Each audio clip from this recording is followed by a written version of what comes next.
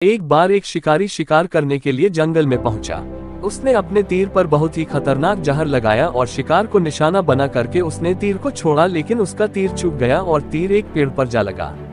वह पेड़ बहुत ही हरा भरा और बहुत सारे तोते उस पेड़ पर रहते थे। जैसे ही वह जहरीला तीर उस पेड़ पर जाकर लगा, वह पेड़ धीरे धीरे सूखने लगा और उस पेड़ पर जो भी तोते रहते थे वह एक एक करके उस पेड़ को छोड़कर जाने लगे। उस बड़े से पेड़ के कोटे में एक बहुत ही बूढ़ा तोता रहता था, जो बहुत ही धर्मात्मा और अच्छे मन का था। सभी तोते उस पेड़ को छोड़कर जाने लगे थे, लेकिन वह बूढ़ा तोता जाता था, दाना लेकर के आता और उसी कोटे में आकर के बैठ जाता था, परंतु उस पेड़ को छोड़ने को तैयार नहीं था। बूढ़े तोते के साथियों ने कई बार आकर के उसे समझाया कि यह पेड़ सूख रहा है और किसी दिन गिर भी जाएगा, चलो किसी और पेड़ पर चलकर रहा जाए, परंतु वह बूढ़ा तोता वहां से जाने को तैयार नहीं हो रहा था।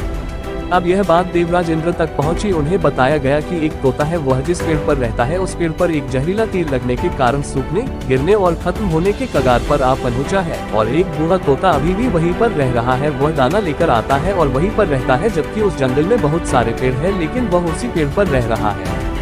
देवराज इंद्र प्रकट हुए और उस बूढ़े तोते से कहने लगे कि आप बहुत धर्मात्मा हैं, बहुत ही अच्छे मन के हैं, लेकिन आप इस पेड़ को छोड़कर किसी और पेड़ पर चले जाइए, क्योंकि यह पेड़ कुछ ही दिनों में गिर जाएगा। तालाब के पास में बहुत से बड़े बड़े हरे भरे पेड़ हैं, बड़े बड़े कोटे हैं, उन पेड़ों पर फल भी लगे हुए हैं, उन्हें वहीं पर तोड़कर खा सकते हैं, परंतु यहाँ से आप चले जाए। तोता बोला, माफ कीजिएगा, इस पेड़ ने मुझे जीवन दिया है, शिकारियों से मेरी रक्षा की है, हर मौसम में मेरे साथ रहा है, ये कोट मेरा घर है, यहाँ मैं पला बड़ा हूँ, इस पेड़ को मैं छोड़कर कैसे जा सकता हूँ? इस पर संकट आया है तो क्या मैं इसे छोड़कर चला जाऊं? मैं ऐसा कभी नहीं कर सकता।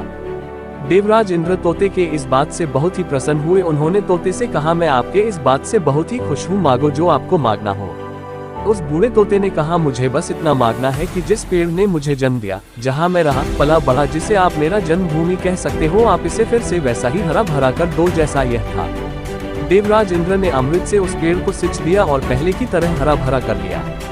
अब वापस से उस पेड़ पर आकर के बाकी तोते रहने लगे। वह बूढ़ा तोता कुछ समय तक और जिंदा रहा, फिर उसकी मृत्यु हो गई और वह स्वर्ग में चला गया। तो दोस्तों, यह कहानी हमें सिखाती ये है कि जब भी किसी इंसान का बुरा दौर आता है तो इमोशनली वह टूटा हुआ होता है, उसे किसी के सहारे की जरूरत होती है, किसी की आवश्यकता होती है। अगर आप ऐसे समय में उसे छोड़कर चले जाएंगे, उससे बात नहीं करेंगे, मुंह मोड़ लेंगे, तो आपसे बुरा कोई नहीं है, क्योंकि आप किसी के सुख का साथी बने या ना बने, लेकिन आपको हमेशा किसी के दुख का साथी जरूर बनना चाहिए। दोस्तों, वीडियो अच्छा लगा हो तो लाइक एंड सब्सक्राइब करना ना भूलें। अगर यहाँ तक वीडियो देखा है तो दिल से शुक्रिया।